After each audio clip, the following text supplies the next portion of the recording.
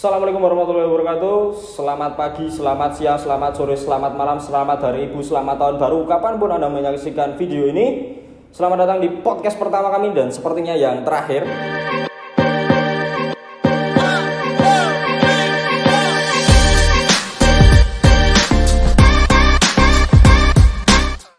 Halo, perkenalkan namaku Iswara Haji.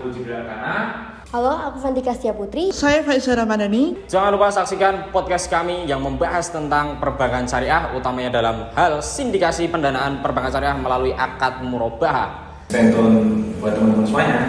Jangan lupa ya guys. Selamat menonton. Selamat menyaksikan. Pada kesempatan kali ini, pada podcast di hari yang indah ini, kita bakal membahas isu-isu seksi, isu-isu hangat, yang semi hangat, yang sudah dingin. Kita kuak kembali.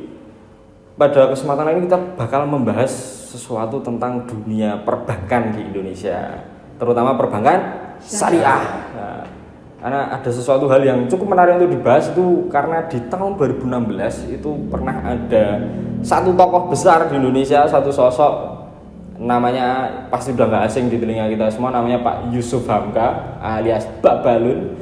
Itu sempat bersengketa dengan 7 bank syariah, 7 bank syariah ya, 7 bank syariah pada proyek pembangunan jalan tol Soerang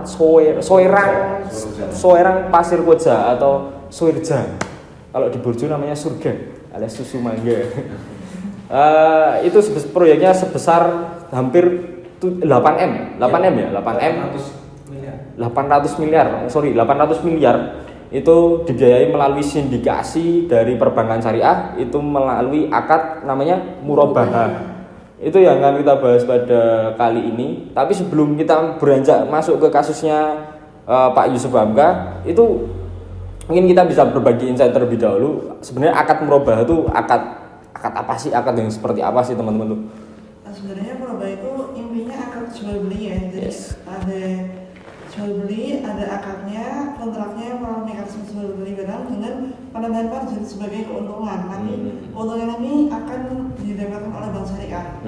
Perhitungannya pun juga bergantung dengan bank syariah itu sendiri. Iya benar banget sih. Jadi murabahah ini kan juga salah satu produk yang paling banyak diterapkan dalam pembiayaan perbankan syariah. Untuk mekanismenya sendiri itu ya jual beli barang nanti secara cicilan gitu, dan nanti ada perolehan keuntungan margin kayak gitu. Oh, gitu. Ya selain itu murabahah pun dalam perbankan syariah itu penerapannya itu juga beragam. Bagaimana caranya memperoleh keuntungan dan sebagainya itu juga beragam, nggak mulu meskipun berfokus pada perolehan melalui margin, tapi perolehan marginnya pun itu bisa jenis-jenisnya itu beragam sih seperti itu. Oh, berarti murabahah itu kayak pendanaan tapi melalui prinsip-prinsip Islami gitu ya. Jadi keuntungannya di awal sudah jelas, terus barangnya pun yang diperjanjikan atau yang diperjualbelikan itu jelas gitu ya. Misal mau beli rumah ya, rumahnya seperti apa, nanti melalui pihak banknya dulu beliin atau dikasih duit sama banknya, terus nanti baru dikasih ke itu ya apa? Kalau bank apa sih? Kalau toko kan customer, kalau bank nasabah gitu ya. Tapi caranya kita mendapatkan itu kita bisa ambil akad murabahah itu syaratnya apa aja? Nah, sebenarnya syaratnya tadi udah disebutkan aja juga ya, harus ada barang yang jelas. Nah, kebetulan kemarin aku juga sempat melakukan penelitian di salah satu lembaga keuangan syariah. Nah, lembaga keuangan syariah itu dia sistemnya kayak misal ada yang mau beli barang ya, tapi barangnya dibeliin dulu di lembaga keuangan syariah. Kalau barangnya udah ada, nanti nasabahnya suruh mengambil dan menandatangani akad tersebut.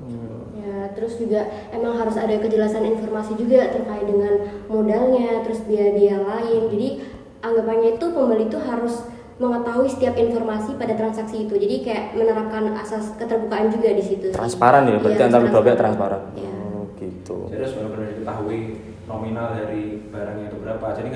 Jadi pembiayaan murabahah itu nggak cuma pada barang-barang bergerak, tapi juga barang-barang tidak bergerak seperti rumah. Bahkan proyek pun bisa digunakan sebagai opsi dalam murabahah seperti itu. Jadi bahkan dalam proyek yang itu pastinya belum ada untuk pas diperjanjikan kan pastinya belum ada. Nah tapi itu harus ditakar terlebih dahulu sehingga bisa dikira-kira dan dipastikan